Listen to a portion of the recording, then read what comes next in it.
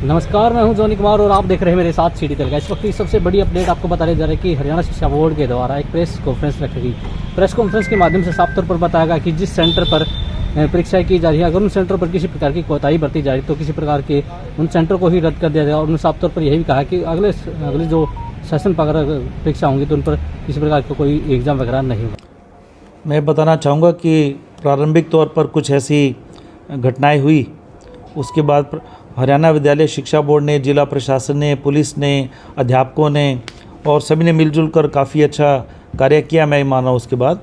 और आज की जो वर्तमान वस्तु स्थिति है उसमें यूएमसी के लगभग 381 केस बनाए गए हैं और 39 ऐसे हमारे जो बोर्ड के जो हमारे परीक्षा केंद्र थे तो उसमें जो अधिकारी और कर्मचारी अध्यापक हैं जो कार्यरत थे तो 39 ऐसे हैं जिनके विरुद्ध विभागीय कार्रवाई के लिए लिखा गया है। और इसमें जो एफआईआर लॉन्च की गई हैं वो 65 एफआईआर लॉन्च की गई हैं। और इसमें आज के समय में हमारी 226 फ्लाइंग स्क्वाड कार्यरत हैं और 23 के आसपास हमारी जो रैपिड एक्शन फोर्स है और 3 एसटीएफ हैं। और चेयरमैन साहब के आने के बाद और वाइस चेयरमैन साहब के आने के बाद इसमें और इजाफा हुआ है। जैसे आपने देखा होगा कि चेयरमैन फ्लाइंग है, उन्होंने भी पीछे काफ़ी ताबड़तोड़ ढंग से इसमें जो मामले पकड़े हैं, वाइस चेयरमैन है उनके द्वारा भी कार्रवाई की गई है। तो इसमें आप देखते हैं कि लगातार हमारे जो secretary board of school education Haryana की जो टीम है उन द्वारा भी लगातार ताबड़तोड़ सीरीज़ में चेन में जो ये कार्रवाई की गई है। सबसे पहले तो मैं बताना चाहूँगा कि secretary board of school education Haryana की जो टीम थी उसके द्वारा 5 मार्च को चांग में जो इसमें पाया गया कि परीक्षाएं हैं उसमें मास लेवल पे कॉपिंग हुई है और उसके कारण क्या कि उस दिवस की 5 तारीख की सभी परीक्षाएं रद्द कर दी गई थी और सारे स्टाफ को तुरंत प्रभाव से उसको बदल दिया गया था। उसके बाद देखेंगे एक सीरीज़ है, हमने कोई भी दिन ऐसा नहीं है जिन कार्रवाई नहीं की और एक हमने समाज को ये संदेश देने का काम किया। 7 तारीख को इसी फ्लाइंग ने शामड़ी गोहाना में 7 मार्च को देखा कि हमने सिर्फ परीक्षा केंद्र पर ही नकल को नहीं पकड़ा, हमने कहा कि परीक्षा केंद्र में हम किसी कीमत पर नकल नहीं होने देंगे, परीक्षा के बाहर भीड़ नहीं होने देंगे और परीक्षा केंद्र के बाहर कहीं पर भी कोई भी व्यक्ति है, कोई भी आदमी है, कोई भी एकेडमी है, कोई भी व्यक्ति है, कोई भी महिला है, कोई भी पुरुष है, वो चाहे घर में बैठकर भी कुछ ऐसी कोशिश कर रहा है, नकल करवाने की कोशिश कर रहा है, हम उसके घर तक जाकर हमने उनको पकड़ा, हमारी टीम ने उनको पकड़ा, उनके मोबाइल है, नोटबुक है, उसको बरामद किया और उनके विरुद्ध एफआईआर नंबर 78 शामड़ी में उसमें गोहाना में हमने इसकी दर्ज करवाई। तुरंत प्रभाव से एसडीएम है उनको मौके पर भेजा, एसीपी तुरंत वहाँ गए, एसएचओ तुरंत वहाँ गए। हमने कहा नहीं, परीक्षा केंद्र के अंदर नहीं, परीक्षा केंद्र के बाहर नहीं, किसी भी स्थान पर जहाँ भी होगा हम वहाँ पर जाकर कार्रवाई करेंगे। और इसी सीरीज़ में आप देखते हैं कि 11 तारीख को कलपुगथला में जो गन्नौर में सोनीपत जिले में 4 व्यक्तियों के पास उनके मोबाइल और पर्चियाँ बरामद की गई थी और उसको पुलिस को सुपुर्द किया गया। और कल रात को हमने 0081 नंबर एफआईआर उसमें दर्ज की गई है। तो मैं फिर ये कहना चाहूँगा कि हम ये इस बात का हमें दृढ़ निश्चय है, बोर्ड का दृढ़ निश्चय है कि बिल्कुल नकल रहित हम इसको परीक्षा को सुनिश्चित करेंगे, बाहर कोई भीड़ नहीं होने देंगे। परीक्षा केंद्र के अंदर तो हम कार्रवाई करेंगे ही करेंगे, परीक्षा केंद्र के बाहर हरियाणा के किसी भी कोने में कहीं भी कोई नकल को बढ़ावा देने का जो प्रयास करेगा, कोशिश करेगा, हम उसकी कोशिश को कामयाब नहीं होने देंगे। क्योंकि ये जो बुराई है ये कहीं ना कहीं हमारी सामाजिक बुराई है, हमारे बच्चों के भविष्य से जुड़ी हुई बात है ये। जैसा कि भी आपने प्रश्न पूछा कि बच्चों की जो क्वालिटी एजुकेशन की बात है, तो मैं हमारे जो बच्चों की राज्य के भविष्य से जुड़ा हुआ मसला है और ये राज्य स्तर का नहीं राष्ट्रीय स्तर का है। क्योंकि आप देखते हैं कि कंपटीशन का ज़माना है, अगर हमारे बच्चों के पास क्वालिटी एजुकेशन होगी, अच्छी शिक्षा होगी, तभी वो कम्पीट कर पाएंगे। इसमें ये बोर्ड की जो डे टू डे प्रक्रिया उसी का ही हिस्सा है। उसमें जो सब्जेक्ट मैटर स्पेशलिस्ट हैं वो रिपोर्ट देते हैं कि इसमें से सिलेबस से आया तो कितना आया, उसमें कठिनता का स्तर क्या था, ग्रेस मार्क्स दिए जाने हैं तो कितने दिए जाने हैं, किस स्तर तक दिए जाने हैं, किन विद्यार्थियों को दिए जाने हैं। तो ये जो इसका प्रोसेस चल रहा है, ये प्रक्रिया चल रही है, इसका एनालिसिस चल रहा है। उसके बाद जो भी सामने आएगा बोर्ड के स्तर पर, चेयरमैन साहब भी एक शिक्षाविद हैं, तो ये जो निर्णय लिया जाएगा उसके स्तर पर निर्णय लिया जाएगा और उसमें विद्यार्थियों हित में जो भी कार्य होगा वही किया जाएगा। टेंटेटिव टाइम सर इसमें जो प्रक्रिया का हिस्सा है तो इसमें एक प्रक्रिया है, प्रक्रिया के निर्धारित अवधि है, उस अवधि के दौरान लिया जाएगा, उसके बाद आपको अवगत कराया जाएगा। अध्यक्ष सचिव की फ्लाइंग में थोड़ा क्या अंतर है सर? दोनों बोर्ड की फ्लाइंग है, और board of school education Haryana, हम कह रहे हैं कि हरियाणा विद्यालय शिक्षा बोर्ड की बात करते हैं। हम उसमें फ्लाइंग स्क्वाड की बात नहीं करते, हम उसमें रैपिड एक्शन फोर्स की बात नहीं करते, हम उसमें स्पेशल टास्क फोर्स की बात नहीं करते, हम हरियाणा विद्यालय शिक्षा बोर्ड की बात करते हैं।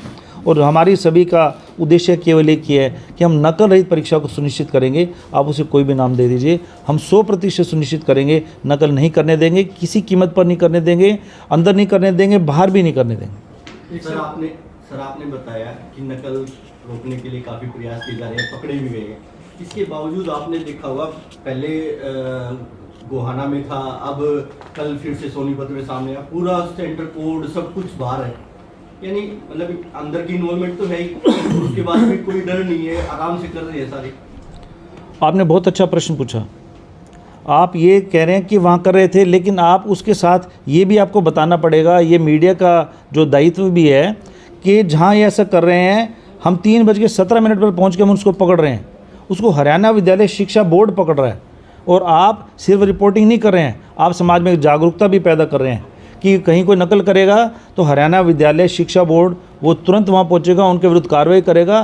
कार्रवाई नहीं करेगा उसमें हम उसमें जो FIR लॉन्च किया है, FIR भी दर्ज कर रहे हैं, वहाँ के स्टाफ के विरुद्ध भी कार्रवाई कर रहे हैं, ताकि समाज में एक संदेश जाए। तो हम इस संदेश को हर हालत में जन जन तक पहुँचाएँगे, आपके माध्यम से पहुँचाएँगे। सर सोनीपत में खासकर सोनीपत की 2-3 वीडियो वायरल हो चुकी हैं, नकल कराते हुए भी, अंदर की भी, टीचर्स की भी। और वहाँ अगर हम केस की बात करें तो कल एक केस था, परसों की जो वीडियो थी वहाँ कोई केस नहीं। इसमें जैसे आपने वीडियो वायरल किया, कहीं से वीडियो वायरल हुआ 3 बजे आप वीडियो डाल रहे हैं, और आप ये देखिए कि हमारी जो इस बात को कहेंगे कि हमारी जो तत्परता देखिए, 3 बजे ये वीडियो आता है और 3:17 पर secretary board of school education Haryana की फ्लाइंग जो भिवानी नहीं है उस सेंटर पर खड़ी हुई है। तो आप इस बात को तो मानेंगे कि हमारा जो नेटवर्क है, हम भी अपनी तरफ से कोशिश कर रहे हैं, आप भी कोशिश करें, आपके संज्ञान में जो बात लाती है, जो बात लाते हैं, हम उस पर तुरंत कार्रवाई कर रहे हैं और अपने स्तर पर भी कर रहे हैं। हम ये कहते हैं कि वो डाल है तो हम पात है। हम ये कोशिश हर हालत में किसी को नकल नहीं करने देंगे, सुनिश्चित करेंगे, नकल परीक्षा सुनिश्चित करेंगे, बाहर भीड़ नहीं होने देंगे, और बाहर के अलावा कहीं किसी और स्थान पर बैठकर भी कोई कोशिश कर रहा है, हम उसको कामयाब नहीं होने देंगे। सर जो सेंटर इमीडिएट एक्शन होना चाहिए ना, जो सेंटर डिस्टर्ब है, आप देखेंगे चांग का, क्योंकि महिला बच्चियाँ थी वहाँ, राजकीय कन्या वरिष्ठ माध्यमिक विद्यालय की, एक तरीका तो ये था कि हम सभी बच्चियों को किसी दूर के सेंटर पर भेज दें। दूसरा, क्योंकि अंदर ये कार्रवाई हो रही थी, तो इसलिए हमने क्या किया कि सारे के सारे स्टाफ को ही बदल दिया, ताकि जहाँ जिस स्तर पर, जिस लेवल पर ये गड़बड़ हो रही है, हम उस लेवल को दूर करेंगे। जैसे चेयरमैन साहब ने कहा कि जिन सेंटर पर ये गड़बड़ हो रही है, अगले वर्ष वो सेंटर नहीं बनाए जाएंगे। तो ये कार्रवाई बोर्ड के स्तर पर, जिस स्तर पर भी कार्रवाई अपेक्षित है, हम कार्रवाई करेंगे। क्या सर पुलिस का हाँ, ये तो आप, क्योंकि मीडिया का भी ये बहुत बड़ा दायित्व है, रिपोर्टिंग आप लोग करते हैं, हेडक्वार्टर पर होगा। सर तुलनात्मक तौर पे देखें 381 मामले जो है दर्ज किए गए हैं, मतलब नकल के, तो पिछले वर्षों के तुलनात्मक तौर पे कितना आप इसमें कोई इजाफा हुआ या कमी आई है, क्या मानते हैं? देखिए, इसमें काफ़ी कमी आई है, और कमी का मुख्य कारण जहाँ तक मुझे लगता है वह है हमारे माननीय मुख्यमंत्री जी का जो निर्देशन है, जो उनका परीक्षाओं के प्रति एक वचनबद्धता है, वह मुख्य इसमें मैं कारण मानता हूँ। सर टोटल FIR कितनी है प्रदेश में? अब तक टोटल प्रतिरूपण के केस 12 मिले हैं, जिनके अगेंस्ट FIR हुई हैं। इसी तरह से कुछ एक जो केंद्र, आप ये कहिए कि डिस्टर्ब जो थे परीक्षा केंद्र, उनके विरुद्ध FIR लॉन्च हुई। सर एस्टेट की परीक्षाओं के फॉर्म भरने के लिए दोबारा पोर्टल खोला जा सकता है, क्योंकि बहुत से परीक्षार्थी ऐसे हैं जो अपनी अभी भी परीक्षाओं के फॉर्म भरने से वंचित रह गए। इसके बारे में अभी कोई फैसला नहीं लिया गया है। इसके बावजूद जो कोई भी फैसला लिया जाएगा वो परीक्षार्थियों और अभ्यर्थियों के फेवर में लिया जाएगा।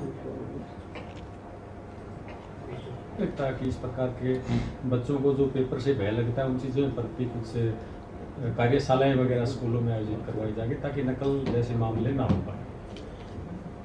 मेरे विचार से यह प्रसन्न ना होकर के सुझाव है, जो कि बहुत ही अच्छा सुझाव है। जहाँ तक हरियाणा विद्यालय शिक्षा बोर्ड का इसमें अब से पहले का एक प्रयास रहा है, हम बाकायदा सभी स्कूल्स के प्रिंसिपल्स साथ में जो फ्लाइंग ड्यूटी पर हमारे सदस्य होते हैं उनका बाकायदा कम से कम 1 या 2 यहाँ सेमिनार आयोजित करवाते हैं और भविष्य में भी ऐसे करवाते रहेंगे। लेकिन जो नकल रोकने का या यूँ कहिए कि नकल पर पूरी तरह से कंट्रोल करने का जो एक प्रश्न है, काफ़ी हद तक कंट्रोल है। देखिए, हर कहीं एक्सेप्शंस होते हैं, 100% कुछ भी नहीं हो सकता। इसके बावजूद हमारे जो बोर्ड के कर्मचारी हैं, ख़ास तौर पर क्वेश्चन पेपर फ्लाइंग जैसे गई हुई हैं, और इसके साथ साथ जो हमारी डिफरेंट फ्लाइंग हैं, जैसे सचिव महोदय की फ्लाइंग है, चेयरमैन फ्लाइंग है, डीसी एसपी साहब की, एसडीएम साहब की जो फ्लाइंग चल रही हैं, इन्होंने काफ़ी कंट्रोल कर रखा है। मेरे विचार से इसको आने वाले समय में और ज़्यादा सुधार की, जहाँ तक आपने बात कही है, उस पर भी विचार किया जाएगा। एक सर्कल विधान बच्चों के मुकाबले हरियाणा के बच्चों की जो बेसिक है वो कमज़ोर पाएगी, जैसे हिंदी इंग्लिश की शब्दावली को लेके कमज़ोर पाए, जोड़ घटा करने जैसे हैं, या बेसिक जीके है उनकी वो नहीं मिल पाएगी। तो क्या एजुकेशन बोर्ड का दायित्व नहीं बनता है इस दिशा में कुछ ध्यान दिया जाए? क्वालिटी एजुकेशन की आपकी बात, आप जो क्वेश्चन कर रहे हैं कि यह क्वेश्चन आप बिल्कुल एक सही जगह पर कर रहे हैं, क्योंकि शिक्षाविद होने के नाते मैं बड़ी क्लियर वे में यह बात बता देना चाहता हूँ, ज्ञान होना एक अलग चीज़ है और अपने ज्ञान को प्रस्तुत करना, जिसे हम कम्युनिकेशन स्किल कहते हैं, हम किस तरीके से अपनी बात कहते हैं, वो है एक अलग कला है। तो यहाँ हम यह नहीं कह सकते कि हमारे बच्चों का IQ कम है, उनका ज्ञान कम है। ज्ञान बहुत ज़्यादा है। मेरा अपना अनुभव है कि राजस्थान, उत्तर प्रदेश, पंजाब, हिमाचल प्रदेश के बच्चों की अपेक्षा हमारे विद्यार्थियों का ज्ञान बहुत ज़्यादा है। मैं इसका उदाहरण दे सकता हूँ, जितनी भी यूनिवर्सिटीज़ अपनी स्टेट में या आसपास हैं, जयपुर यूनिवर्सिटी है, वनस्थली है, इधर से पंजाब में जो यूनिवर्सिटीज़ हैं, हिमाचल में हैं, दिल्ली में हैं, हरियाणा के विद्यार्थियों का एडमिशन सबसे पहले होता है, उसके बाद दूसरे विद्यार्थियों का होता है। क्योंकि हमारे विद्यार्थी न केवल मेरिट में आते हैं, इनमें नॉलेज भी ज़्यादा है। अंतर कहाँ है? कम्युनिकेशन स्किल का। कम्युनिकेशन स्किल के मामले में तो आप भी अच्छी तरह से जानते हैं कि कई बार प्रॉपर प्लेटफॉर्म ना मिलने की वजह से, प्रॉपर कंडीशंस ना मिलने की वजह से, कोई भी व्यक्ति जो कितना भी इंटेलिजेंट हो, वो भी कम्युनिकेशन अपना हो सकता है इफ़ेक्टिवली ना कर सके। क्योंकि आप तो पत्रकार बंधु हैं, जहाँ तक कम्युनिकेशन का सवाल है, आप तो एक सेंटेंस में पकड़ लेते हैं कि आदमी का कॉन्फिडेंस लेवल कितना है, कम्युनिकेशन किस प्रकार की है। हाँ, मेरा अपना इस मामले में, जैसा कि आपने ये मेरे दिमाग में क्वेश्चन डाल दिया है, बिल्कुल यह स्पेशल एक एम्फेसिस रहेगा कि हम स्कूलों में बच्चों को इस प्रकार के अवसर प्रदान करवाएंगे जहाँ उनकी कम्युनिकेशन स्किल अच्छी हो, ताकि वो जहाँ कहीं इंटरव्यू देने जाएं वो अपना अच्छा परफॉर्मेंस वहाँ दे सकें।